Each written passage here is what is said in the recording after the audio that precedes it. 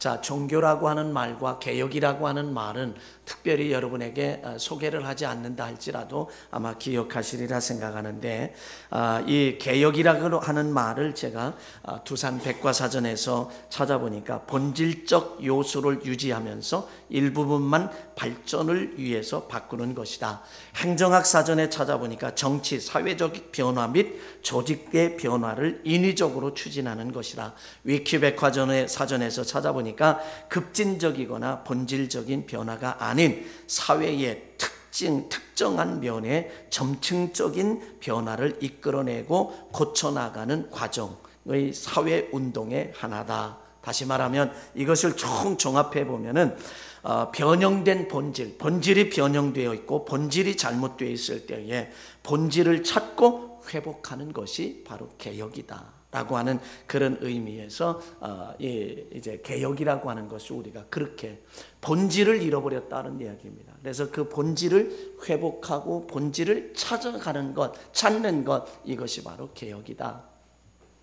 그래서 16세기의 개혁, 1517년 이제 10월 31일이 바로 마틴 루터가 종교개혁을 일으킨 그런 날이기도 합니다. 그래서 이 16세기의 종교개혁은 왜 일어났는가라고 하는 이 사실을 좀 한번 생각을 해보면 그 특징 가운데 하나는 면죄부 판매입니다.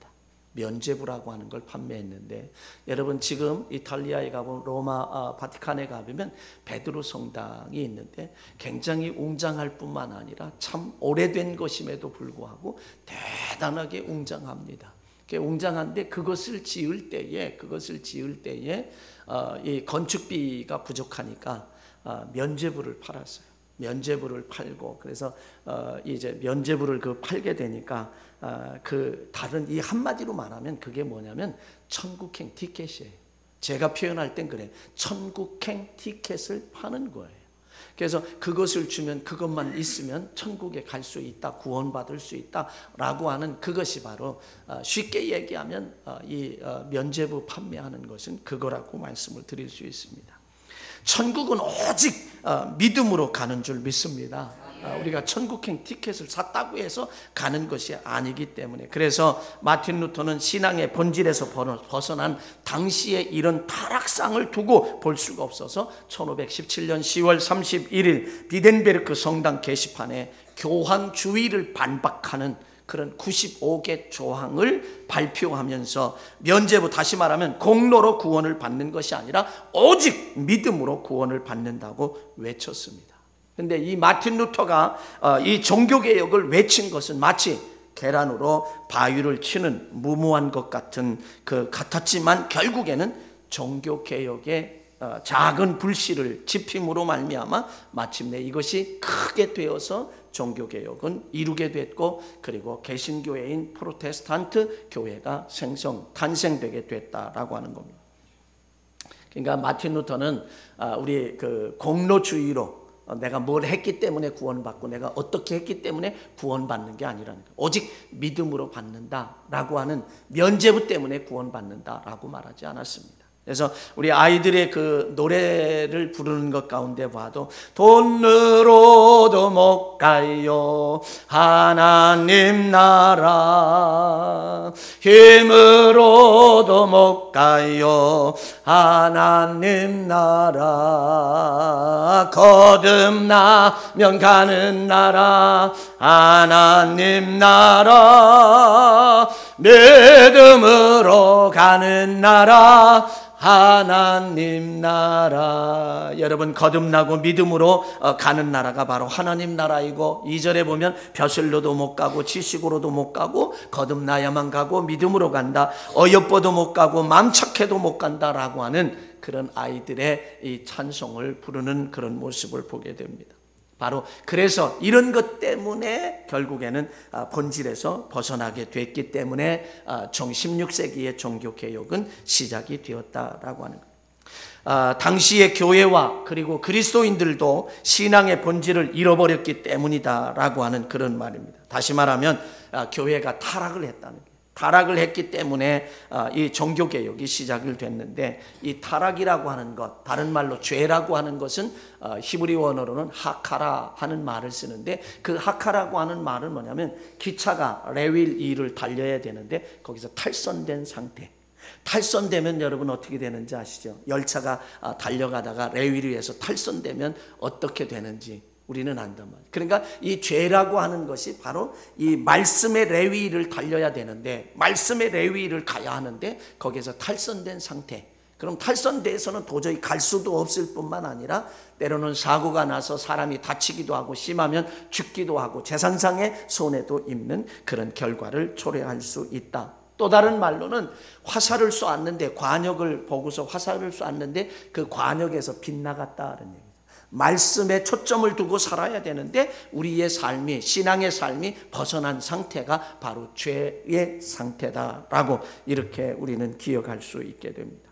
16세기 교회와 그리스도인들이 신앙의 본질을 왜곡시키고 자기 중심적인 신앙생활, 편리주의의 신앙생활을 지향함으로 말미암아 하나님은 배제가 됐다.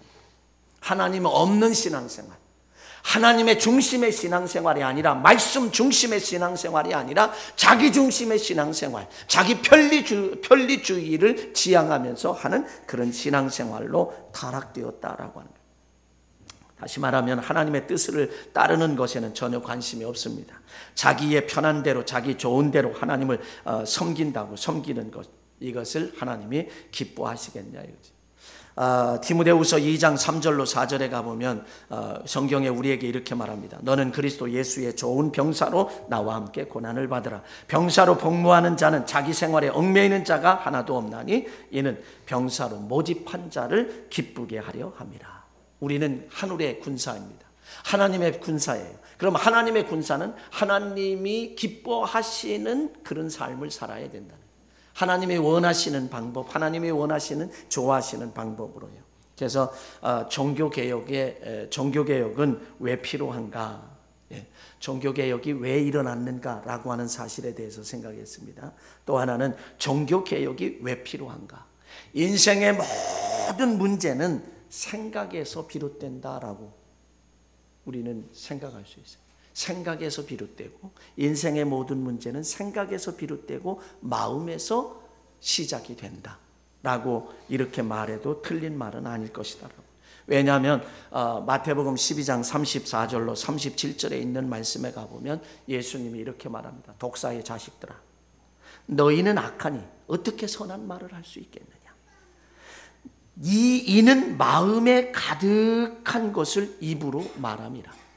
선한 사람은 그 쌓은 선에서 선한 것을 내고, 악한 사람은 자기가 쌓아놓은, 그 마음속에 쌓아놓은, 생각 속에 쌓아놓은 악에서 악한 것을 내느니라. 너희가 너희에게 이르노니 사람이 무슨 무익한 말을 하든지 심판날에는 이에 대하여 신문을 받으리니 내 말로 의롭다함을 받고 내 말로 정죄함을 받으리라. 그리고 마태복음 15장 18절로 19절에 가보면 입에서 나오는 것은 마음에서 나오나니 이것이야말로 사람을 더럽게 하느니라. 마음에서 나오는 것은 악한 생각과 살인과 간음과 음란과 도둑질과 거짓증과 비방이니. 그러니까 인생의 모든 문제는 우리의 사람의 마음에서부터 시작이 되고 생각에서부터 시작이 된다라고 해도 틀린 말은 아니라는 얘기입니다. 사람은 누구든지 마음속에 있는 그 생각, 마음속에 있는 생각, 마음과 생각을 말로 하게 되고 그 말은 곧 행동으로 이어지게 된다는 겁니다. 마틴 루터가 95개의 조항을 내걸었던 16세기와 오늘의 시대와 무엇이 다를 수 있을까? 우리 한번 생각을 해보면 대한민국에 7만여 교회가 있습니다. 7만여 교회가 있고 지금 800만 명의 성도들이 있습니다. 1200 하던 때가 몇 년 전인데 줄어서 지금 심지어는 600만 명이라고까지 이야기하는 사람들도 많이 있다는 거죠. 왜 그럴까? 16세기의 종교개혁이 일어날 그 당시와 오늘의 시대가 무엇이 다르냐는 얘기죠. 정말 한때는 우리나라의 이런 건국이 되어지고 우리나라가 이렇게 세워지는데 튼튼한 기반을 닦았던 것이 바로 이 기독교입니다. 신앙인들이었고 기독교인들이 그 기초를 닦았기에 오늘의 세계 위에 우뚝 선 나라가 됐죠. 세계 경제 대국의 반열에 들어서서 함께 어깨를 나란히 하고 있는 그런 지하자원이 풍부하지 않습니다. 외국에서 원자재들을 다 사다가 그것을 머리 좋은 우리들이 만들고 조립하고 해서 그리고 판매를 해서 살아가는 그런 이 나라이지만, 그럼에도 불구하고 세계가 부러워할 수 있는 경제 대국에 들어선 것은 바로 예전에 목숨을 걸고 목숨을 심지어는 죽어가면서도 이 나라 이민족을 위해서 정말 최후의 보루가 되었던, 지금도 이 교회야말로 이 나라 이 민족의 미래에 최후의 보루가 되는 것은 바로 교회예요. 그리고 성도들입니다. 우리 그리스도인들이라는 사실을 우리는 기억해야 합니다. 그런데 오늘의 이 시대에 이 대한민국의 7만여 교회와 이제 저를 포함한 주의 종들과 사랑하는 성도들이 어떤 모습을 지금 보여주고 있느냐 말입니다. 세상의 지탄을 받고 있단 말이죠. 존경을 받아야 할 교회가 세상의 지탄을 받고 있는 그런 모습 속에서 줄어들 수밖에 없는, 그리고 삶이 넉넉해지고 평탄해지니까 정말 하나님이 나에게 필요 없는 거죠. 사실은 하나님 없이도 살아갈 만하다고 생각하고 있는 착각 속에 살아가기 때문에 그렇다라고 하는 이 사실을 우리는 기억합니다. 여러분, 21세기 이런 종교 개혁이 정말 무엇이 16세기와 무엇이 다른가 말이죠. 물질적인 타락, 돈의 타락입니다. 그리고 성적인 타락입니다. 그리고 명예로 인한 타락이 오늘의 현실의 이 대한민국의 교회요 종교 지도자들의 모습이다라고 하는 것 우리는 기억하며, 그러므로 종교개혁은 반드시 이루어야 한다라고. 21세기의 이 종교개혁도 반드시 이루어져야 하는데 왜 21세기 종교개혁이 이루어져야 하는가 말이죠. 한마디로 말하면 살기 위해서 그래요. 종교개혁이 왜 일어나야 되느냐? 살기 위해서 그래요. 21세기 종교개혁은 왜 일어나야 되는가? 왜 필요한가? 우리가 살기 위해서 그렇다. 살기 위해서는 반드시 종교개혁이 필요하다라고 합니다. 왜? 종교개혁을 하나님은 기뻐하십니다. 하나님이 기뻐하시면 임마누엘 함께 하시고, 하나님이 함께 하시면 형통한 복을 받게 되는 줄 믿습니다. 이게 최고의 복이죠. 하나님이 함께 하는 것이 최고의 복이에요. 예수님께서 이제 그 공생의 마지막 생애 속에서 성전에, 그 예루살렘 성전에 들어가셔서 거기에 짐승들과 돈 바꾸는 것과 이런 거 채찍을 만들어서 막 짐승을 때려서 쫓아내고, 그리고 돈 바꾸는 사람, 환전하는 사람들, 그런 사람들을 다 상을 둘러 엎고 하셨던, 그리고 성전을 숙청하시고 깨끗하게 하셨던 것은 무엇인가? 성전에 들어와서는 안 될 것들이 들어와 있다는 거지. 그래서 그걸 정결하게 하셨다. 오늘날에도 우리도 바로 개인적으로 보면 나 자신도 이 마음의 심령의 성전이 있잖아요. 성전에 들어와서는 안 될 것들이 우리의 이 심령의 성전에 들어온 거 다 그걸 측정해야 하고, 현재의 교회에, 이 교회에 들어와 있는 그런 것들도 다 숙청하는 그것이 바로 종교개혁이다. 그게 바로 종교개혁이라는 거예요. 그래서 21세기의 종교개혁의 대상은 누구냐? 나로부터 시작해. 다른 사람이 아니라, 다른 교회가 아니라 나로부터 시작해서 우리 교회로부터 시작이 해야 한다. 종교개혁은 그래서 살기 위해서 하는 게 종교개혁. 종교개혁은 한마디로 깨어있는 것을 의미합니다. 여러분, 우리나라에 다시는 전쟁이 없어야 합니다. 그리고 평화 통일이 이루어져야 합니다. 그러기 위해서 오늘 이 대한민국의 7만여 교회가, 성도들이 정말 깨어서 기도해야 돼요.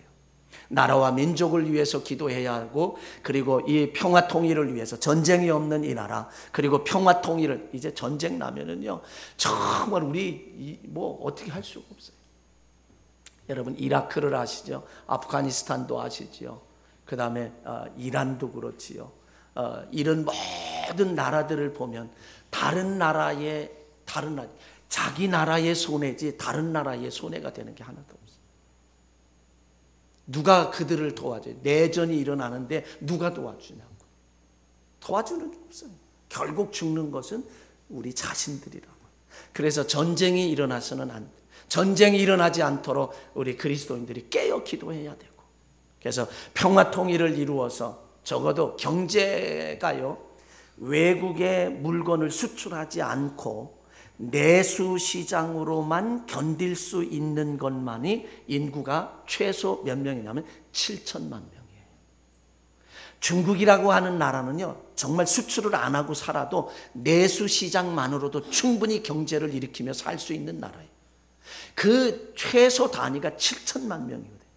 우리나라 지금 남한이 5천만 명, 북한이 2,500만 명. 그래서 그렇게 되면 최소 단위가 되기 때문에 이게 괜찮다는 거죠. 그래서 그리고 우리의 기술력, 우리의 이런 것 가지고 북한에 이제 통일이 되면 그들의 이제 인력하고 함께하면 충분히 승산이 있다는 거예요. 그래서 반드시 평화 통일이 이루어지고 정치적으로 경제적으로 우리 안정을 이루어야만 된다. 그래야만 또 우리 그 기독교인이 왜 이렇게 기도해야 하는가? 그래야 우리나라는요 복음의 빚을 진 나라입니다. 이 세계 선교를 통해서 복음의 빚을 갚을 수 있어요. 그러기 위해서는 경제적으로 안정이 되고 사회적으로도 안정이 되고 그다음에 이런 정치적으로도 안정이 돼야 이 물질적으로 이렇게 안정이 될 때에 선교사를 파송, 교회에서 선교사를 파송하는데 사실은 현지 여기에 있는 담임 목사보다 더 많이 줘야 선교를 할 수 있는 시대이니까 말이죠. 왜 더 많이 주냐? 더 많이 줄 수밖에 없어요. 그렇게 선교를 하는데 이 선교사를 파송한 교회가 어려우면 먼저 줄이는 게 선교비를 줄이잖아요, 사실. 그러니까 선교를 할 수가 없죠. 그래서 안정을 이루어야 제사장 나라로서의 이 사명을 잘 감당할 수 있기 때문에 그렇습니다. 이것은 세계 선교는 하나님이 얼마나 기뻐하는 일인지 몰라요. 여러분 전도하는 거 하나님이 얼마나 기뻐하는, 전도라고 하는 것은 내가 직접 들고 나가서 전도지를 들고 나가서 예수 믿으십시오 이러고 전도하는 거지만 이 선교라고 하는 것은 간접 전도라고 생각하시면 돼요.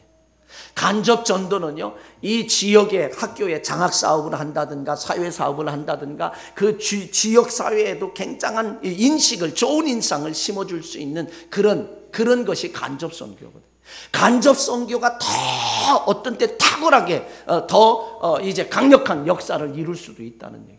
그러면 하나님이 이거 기뻐하시는 거야. 하나님이 기뻐하시면 임마누엘 함께 하시고 함께 하시면 모든 일이 형통할 줄로 믿습니다. 이게 바로 우리에게 있어서 최고의 그러한 복이다라고 하는 거예요.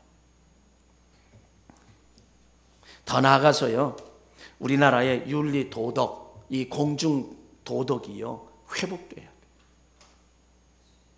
우리나라 동방예의지국이라고 하는데 여러분 들어보지 못하잖아요. 최근에 동방예의지국 이 소리 잘 못 들어. 이 하는 사람도 별로 없을 뿐만 아니라 이거 들어보지 못하는데 우리나라의 이제 공중 이제 도덕, 질서, 윤리적, 도덕적으로 성숙한 그런 이 민족성이 돼야 돼. 이게 성숙해야 된다.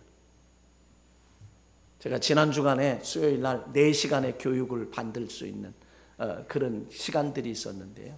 한 136명 정도가 앉아서 교육을 받는데 남녀노소가 다 있었습니다. 근데요, 여기서 저 휴대폰 전화 올리고 저기서 휴대폰 전화 올리고 어떤 사람은 심하게 막 받아요. 목소리도 그래요 이렇게 하는 것도 아니야. 뭐 멀쩡하게 받는 식으로 받아요. 사람들이 그냥 그 동시에 사람의 얼굴들이 앉아있는 얼굴들이 다 주시를 하는데도 그냥 해요. 세상에 철판을 깔아도 그렇게 철판을 깔을 수가 없어, 세상에. 예? 거기에서 제가 정말 우리 한국인의 도덕 수준을 제가 보면서 이거 더 기독교인만큼이라도 그리스도인들만이라도 이 윤리 도덕 저게 성숙해야 되겠다. 그러면서 제가 계속해서 외쳐요. 나 한 사람부터라도 윤리 도덕적으로 바로 서는 그런 민족이 돼야지. 그래서 사람들이 많이 모이는 데 가보면요, 잘 지키다가도 그냥 금방 흐트러져요. 자, 버스를 기다려요. 줄 딱 서요. 줄 섰다가 버스가 도착하면 거기에다가 맞춰주면 좋은데 안 맞추니까 그 뒷사람이 앞으로 해서 뛰어서 그냥 타버리고 말. 미국은요 절대 그렇지 않습니다. 우리는 이제 저 휴게소 같은데 사람들이 많이 내려서 이렇게 화장실 들어가면 이렇게 줄을 서 있잖아요. 다 어떤 사람은 빨리 나오는 사람은 잘 됐다 이러고, 그런데 미국은 그렇잖아요. 한 줄로 서요. 한 줄로 서서 그 먼저 나온 팀이 이렇게 계속 들어가니까 공평하다고 생각해요. 근데 우리는 또 길을 갈 때 갓길에 쫙 빠져서 여기는 막혀서 그냥 10분씩 기다리는데 여기는 빠져가지고 쫙 나서 앞으로 가서 톡 껴요. 근데 그것도 안 껴줄 수가 없어. 사고 날 것 같으니까. 그런 일들을 적어도 그리스도인들은 하지 말아야 된다는 거죠. 예? 이런 윤리 도덕적으로도 성숙한 나라가 되어야 된다. 오늘 본문의 말씀에서 뭐라고 이야기하냐면요, 본문은 이렇게 말합니다. 16절에 있는 말씀에 보면 이렇게 얘기해요. 여호와께서 이와 같이 말씀하시되, 하나님이 말씀하셨어요. 여호와께서 이와 같이 말씀하시되 너희의 길에 서서 보며 옛적 길 곧 선한 길이 어디인지 알아보고 그리로 가라. 그러니까 서서 보며 옛적 선한 옛적 길 곧 선한 길이 어디인지 알아보고, 좀 알아보고 그리로 가라. 너희의 심령의 평강을 얻으리라. 그러니까 정말 선한 길이 어디인지 하나님께서 지금 이스라엘 백성들에게 너희에게 선한 길이 어디인지 한번 알아봐라.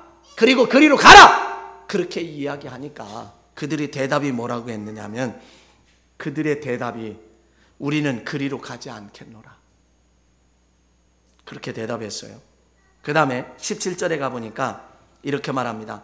파수꾼의 나팔 소리를 들으라고 하나님이 말씀하세요. 근데 내가 또 너희를 위해 파수꾼을 세웠으니 나팔 소리를 들으라 하나 그들이 대답이 우리는 듣지 않겠노라. 하나님이 파수꾼을 세워놓으시고 파수꾼의 소리를 좀 들으라고 하는데 이스라엘 백성들은 하나님 앞에 듣지 않겠다라고 말해요. 자, 그 다음에는 보면은 또 뭐라고 이야기를 하고 있느냐 하면은 이제 자기들 마음대로, 이스라엘 백성들 자기들 마음대로 시바의 최고의 유향과 향으로 하나님께 봉헌하는 그런 모습을 여기에서 볼 수 있게 됩니다. 여러분 여기에 한번 성경을 여러분 한번 보시면 어떨까요? 20절 한번 보시겠습니다. 20절 말씀 한번 함께 읽습니다. 자, 함께 읽습니다. 시바에서 유황과 먼 곳에서 향품을 내게로 가져오면 어찌미냐. 나는 그들의 번제를 받지 아니하며 그들의 희생 제물을 달게 여기지 않노라. 자, 그러면서 하나님이 너 서서 선한 길을 좀 가라 그러니까 우리 그리 안 가겠습니다. 예? 그리 안 가겠다는 거예요. 파수꾼의 나팔 소리 좀 들어라. 아예 안 듣겠습니다. 그리고 하나님을 섬긴다고 하면서 시바에서 먼 데서 유향을 가져오고 향을 가져와서, 이거는요 고급 이런 거 아주 좋은 것을 가져다가 하나님 앞에 지금 드린다는 거거든요. 하나님의 말씀은 듣지 않냐하고 자기들 마음대로 하나님 앞에 이걸 드리는 거예요 지금. 근데 하나님이 그거 달게 받지 않는다는 거예요. 하나님이 그거 싫어하신다는 거예요. 하나님의 말씀에 순종하지도 않고 하나님의 말씀을 따르지도 않고 하나님의 방법대로도 아니고 하나님이 원하시는 것대로도 아니고 하나님이 기뻐하시는 것대로 아니고 자기 멋대로 자기 마음대로 자기들 마음대로 하는, 그러면서 하나님 앞에 봉헌하는 그것, 최고의 향품, 최고의 향을 봉헌하며 드린다는 거예요. 그래 하나님이 그거 받지 않겠다는 거예요. 무슨 의미가 있겠냐 이거죠 지금. 그게 어떤 의미예요? 자기 멋대로, 이스라엘 백성들 자기 멋대로 자기 마음대로 하나님을 섬기고 하나님 절대 기뻐하지 아니하고 오히려 하나님은 저주하셨어요. 자, 19절에 있는 말씀 한번 다시 보겠습니다. 19절에 있는 말씀 한번 읽습니다. 19절 읽습니다. 땅이여 들으라. 내가 이 백성에게 재앙을 내리리니 이것이 그들의 생각의 결과라. 그들은 내 말을 듣지 아니하며 내 율법을 거절하였습니다. 예. 그러면서도 하나님께서 오히려 하나님께서는 그 이스라엘 백성들에게 저주를 내려, 너희들 듣지 않겠다. 저주를 내리시는 그런 모습을 여기서 봐요. 내 말을 듣지 아니하고 이제 거절했고 율법을 거절했고 내 말을 듣지 않았다 라고 하면서 너희에게 저주를 내리니 이것이 저주는 너희의 생각의 결과라, 재앙은 생각의 결과라고 그렇게 말씀을 하고 있다는 이야기입니다.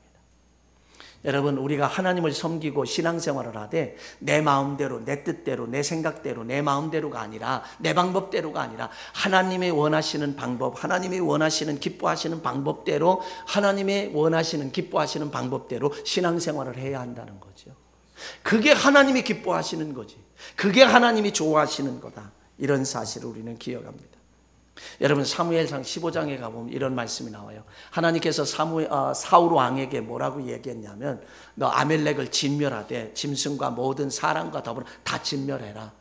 그러는데 얼마 있다가 이 사무엘 선지자가 사울 왕을 만나러 갔어요. 만나러 갔더니 거기에서 양의 소리가 나오고 소의 소리가 나오고 막 음매하고 이런 그 양의 소리가 막 들려. 그러니까 사무엘 선지자가 왕이여 이게 어찐 무슨 소리입니까? 그랬더니 사울 왕이 있다가 하는 얘기가 그거 저 아멜렉을 진멸할 때 하나님의 말씀대로 진멸하고 그 중에서 좋은 것 가장 좋은 것들을 지금 골라놨습니다. 그래서 그걸 하나님께 이제 제사를 드리려고 합니다. 제사 드린다라고 이야기를 해. 그랬더니 사무엘 선지자가 하는 말이 하나님께서 번제와 제사보다도 하나님의 목소리를 청종하는 것을 더 기뻐하지 않겠습니까? 순종이 제사보다 낫고 듣는 것이 수양의 기름보다 낫습니다 라고 그렇게 대답을 합니다. 여러분 우리가 하나님을 섬기는데 정말 하나님이 원하시는 방법으로 섬겨야 하나님이 기뻐하시고 좋아하는 거지 내 마음대로 내 멋대로 섬긴다고 해서 하나님이 기뻐하시는 게 아니라는 거예요. 신앙생활을 우리는 착각해서는 안 됩니다. 하나님이 원하시는 방법으로 드려야 한다라고 하는 그런 사실들을 저와 여러분들이 기억해야 한다는 거죠. 그래서 저 한때 저는 이렇게 한 30여 년 전 넘은 30여 년 전 됐나요? 30여 년 좀 넘었네요. 우리 아버님이 회갑을 맞이했습니다. 신학을 졸업하고 막 개척했으니 뭐 무슨 돈이 있겠어요. 근데 회갑을 맞이했는데 요즘에는 회갑잔치 잘 안 하지만 예전에는 회갑잔치를 참 잘했어요. 그래서 회갑잔치를 해드리는데 우리 장모님이 미리미리 잘 이렇게 준비를 해주셔서 수표 100만 원짜리 수표 하나를 가지고 내려갔습니다. 그때 100만 원짜리 수표면 그래도 좀 많은 액수인 것 같아요. 가지고 내려가서 제가 아버님 회갑잔치를 해드렸어요. 우리 집안에서는 예수 믿는 사람이 저밖에 없었고요. 또 목사 된 사람 전도사도 저밖에 없었고 전도사 시절입니다. 가서 이제 잔치를 준비하고 잔치 날이 되었습니다. 대문까지 나가서 다 맞이하며 안내하고 그리고 자리까지 안내해서 식사하실 수 있도록 그렇게 했어요. 다 부모님이 시켜서 한 얘기입니다. 그리고 가실 때는 대문까지 가서 나가서 다 공손히 안녕히 가시라고 우리 자녀들 3남매가 가서 다 안녕히 가시라 그리고 또 웬만한 분은 길가까지 나가서 택시를 잡아서 택시비를 그 기사에게 주면서 보내드리고 이렇게 했어요. 다 부모님이 시켜서 한 일입니다. 근데요 우리 작은아버님이 부면장을 하셨어요. 부면장을 하셨는데 오셔가지고 뭐라고 얘기하냐면 형님 그냥 막 두 분이 그냥 말다툼을 하시는 거야. 말다툼을 하는데 가만히 들어보니까 아버님이 원하시는 것하고 작은아버님이 이런 건 이렇게 해야지 왜 이렇게 하냐고 막 그러시더라고요. 그래서 제가 두 분 사이에 끼었습니다. 끼어서 작은아버님 그래 왜 오늘이 무슨 날이죠? 오늘이 아직 형님 회갑이지. 그럼 오늘 주인공은 누굴까요? 그야 형님이지. 그러면 형님이 기뻐야 됩니까? 누가 기뻐야 됩니까? 그러니까 형님이 기쁘면 되지. 형님 마음에 들면 되지. 그래 네 말이 맞다. 그러면 오늘 아버님이 원하는 대로 해드리시죠. 그랬더니 그래 네 말이 맞다. 그리고서는 우리 아버님이 원하시는 대로 이 잔치를 이루어 갔습니다. 아버님이 원하시는 대로 잔치를 이루어 가니까 아버님이 얼마나 기뻐하시는지 몰라요. 손님들을 참 많이 왔다 가셨습니다. 그리고 났는데 소문이 너무나 자식 목사 된다 그러더니 목사한다 그러더니 잘 된다. 제가 칭찬을 받았죠. 우리 자녀들이 칭찬을 받았습니다. 왜? 부모님의 말씀대로 했고 그리고 왔다 가신 분들이. 그러니까 아버님이 다 정리하시더니 돈이 얼마가 100만 원을 투자했는데 돈이 얼마가 남는 모양이에요. 100만 원 말고 100만 원은 다 없어지고 이제 돈이 남았던 거예요. 그래서 저에게 30만 원인가 아마 이렇게 다시 돌려준 걸로 제가 기억하는데 그러면서 항상 생각이 그거예요. 부모님을 섬기는데도 자녀들은 내 마음대로 내 생각대로 섬기려고 해요. 아니거든요. 예를 들어서 재벌이 있다고 생각합시다. 재벌의 그 부모님이 장사를 해서 가르치고 재벌이 됐는데 그 부모님은 여전히 장사를 하고 싶어 해요. 그러면 그 부모님, 아유, 내 체면도 있죠. 그건 자기 체면이지. 부모님이 원하는 대로 움직이면, 활동하면 치매에도 예방이 되고 건강하기도 하고, 너무 힘에 부치지만 않게 하실 수 있도록 부모님이 원하는 대로 해드린다고 하면 그게 최고의 효도다라고 생각합니다. 우리 하나님을 섬기는 것도 어떤 면에서 생각해 보면 같은 이 원리에 속한다라고 합니다. 이스라엘 백성들은 자기 멋대로, 자기 생각대로, 자기 마음대로 시바의 유황과 향품으로 하나님은 이제 하나님께 드렸지만, 그러나 이 번제 드린, 하나님은 이 드린 번제를, 희생 제물을 기뻐하지 않고 번제를 받지 않으시겠다라고 그렇게 말씀을 하셨습니다. 오히려 21절을 한번 보시겠습니까? 21절 한번 보겠습니다. 여러분 21절 함께 읽습니다. 그러므로 여호와께서 이와 같이 말씀하시니라. 보라, 내가 이 백성 앞에 장애물을 두리니 아버지와 아들이 함께 거기서 걸려 넘어지며 이웃과 그의 친구가 함께 멸망하리라. 여러분 보세요. 이스라엘 백성들이 자기 멋대로, 자기 생각대로, 자기 마음대로 시바의 유황과 향품을 하나님 앞에 드렸지만, 하나님은 그것을 번제를 받지 아니하고 희생 제물을 기뻐하지 아니하시며 오히려 그들에게 장애물을 두셨다라고 말씀. 오히려 그들에게, 이스라엘 백성들에게 장애물을 두셨다. 하나님이 이스라엘 백성들에게 내린 저주, 이 재앙은 정말 생각의 결과다라고 하는 그런 사실을 우리에게 말씀해 주고 있습니다. 그러므로 우리는 무엇보다도 이제 이 종교개혁주의를 맞이해서 나의 종교개혁이 일어나야 하는데, 오늘의 종교개혁은 나서부터 시작돼야 돼요. 나부터 시작돼야 되는데, 나부터 시작되는 종교개혁이 돼야 되는데, 그것 가운데 하나는 뭐냐면 마이너스 사고방식을 플러스 사고방식으로 바꾸는 것에서부터 시작하는 거예요.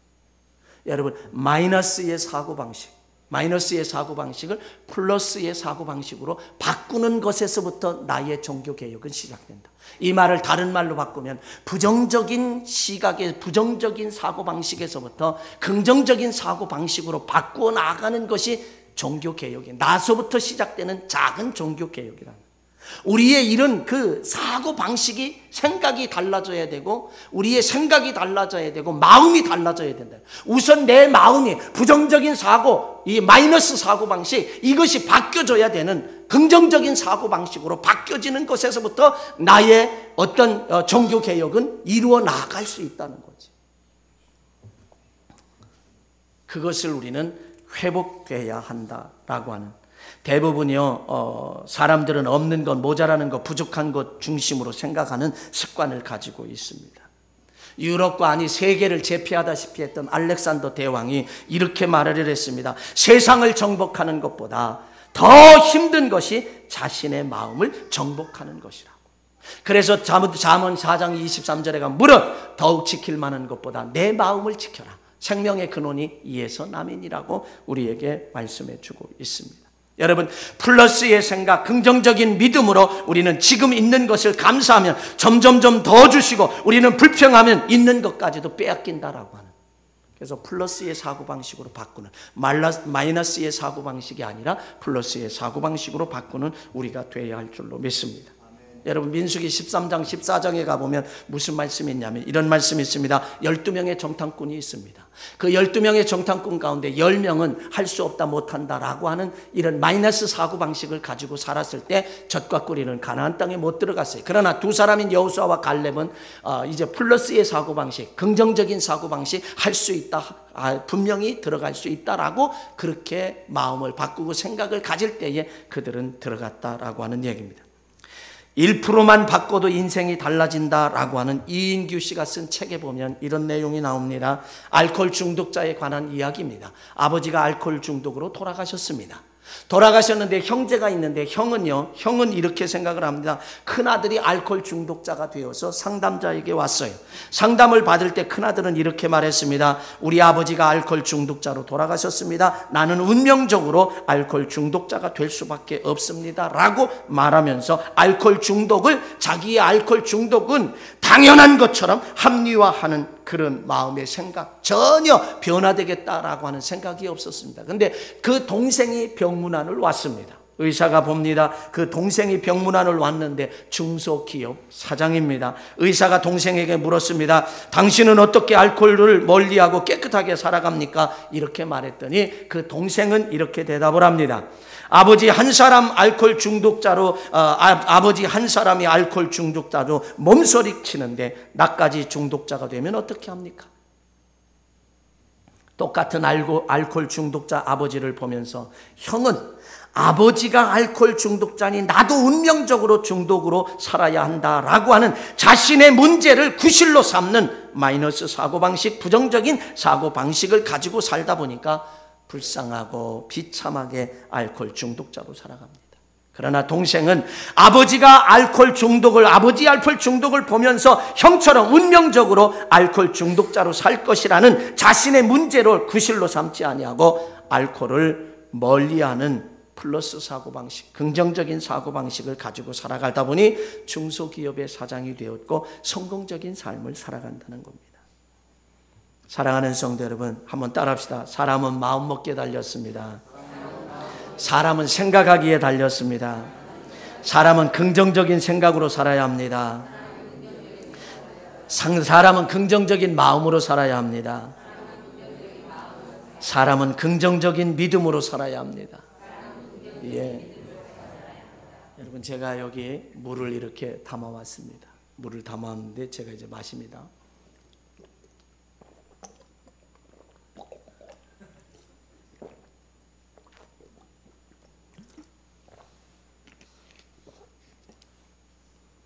얼마나 남았죠? 반 정도. 어떤 분은 이래요. 아유, 반밖에 안 남았네. 어떤 분은 아유, 아직도 반 남았네. 두 우려입니다. 이게 없어지면, 점점 없어지면 아유, 조금 남았네. 어떤 사람은 아직도 남았네. 그러면 아직도 남았네라고 말하는 것이 긍정적인 사고. 이게 플러스의 사고방식이에요. 저와 여러분은 그런 사고방식을 가지고 살아야 할 줄로 믿습니다. 그게 우리 나 한 사람으로부터 시작되는 종교개혁이에요. 그것이 마음과 생각의 변화인 것을 왜 그런지 아세요? 우리는 그런 플러스 사고방식, 긍정적인 사고방식으로 늘 훈련해야 돼요. 연습해야 돼요. 그럴 때 우리는 그렇게 살 수 있어요. 왜 그런지 아세요? 사람은 말의 지배를 받고 살아요. 내가 한 말의 지배를 받고 살아요. 그래서 나는 할 수 있어 라고 말을 늘 하면 그 사람은 무엇든지 할 수 있어요. 그걸 하게 돼요. 그리고 할 수밖에 없습니다. 오늘 종교개혁주의를 맞아 나부터 종교개혁을 이루는데 작은 것에서부터 종교개혁을 이루는 승리자들 되시길 주의 이름으로 간절히 축원합니다.